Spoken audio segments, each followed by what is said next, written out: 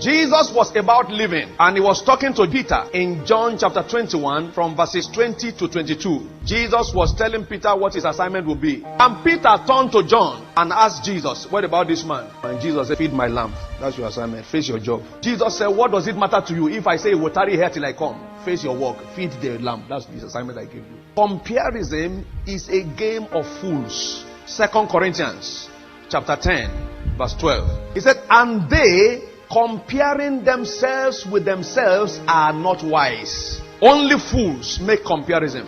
It will interest you to know that no one engages in that game to win. You rather exit with shame, with weariness, with confusion. People who compare themselves, they get in confusion with pain and regret. Abel offered a sacrifice to the Lord in worship. And as he was doing that, Cain was looking at him and comparing. He saw the smoke of Abel's sacrifice going up to heaven. And he saw his own dangling around. He said, man, this guy has done something I've not done. You know what happened? He killed his brother. You see, comparison can lead you to murder. When you compare yourself with others, inferiority sets in. You become inferior. Even when what you have is of a higher value than the person you are comparing yourself with. Somebody wore a particular kind of dress and you are wearing another. If care is not taken, you are comparing. While your own may even be costlier, you may begin to have a feeling of inferiority. Most people who feel inferior simply engage themselves in comparison. And with inferiority, there is jealousy. They ask you, have you seen that sister? I say, well, what sister? Yes, sister. That dress she bought, she says, second new. Jealousy. And from jealousy, anger. Jealousy gives birth to resentment. When you begin to feel resentful about your neighbor, hey, watch it. You're already in that game. And I assure you, you can win. Beware. Anything that makes you unhappy with your neighbor's progress is already trapping you. You are either comparing your age, comparing your work, or the money you have, or the position. And how can somebody like that be doing that kind of thing? They are all expression of jealousy, anger, which brings about resentment that you don't even want to hear about the person. Watch it. They are traps of the enemy.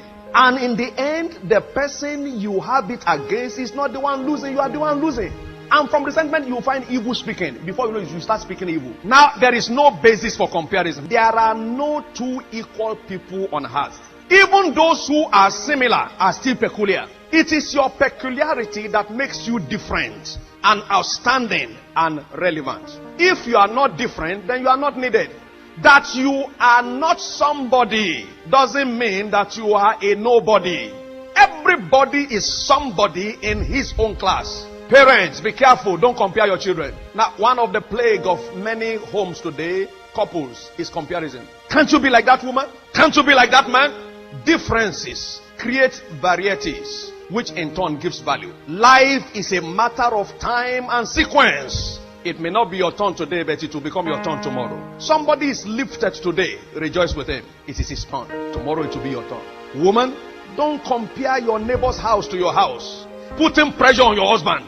Buy cooker, buy fridge, buy dryer, buy washer, buy flat screen, buy this, buy that. Don't compare.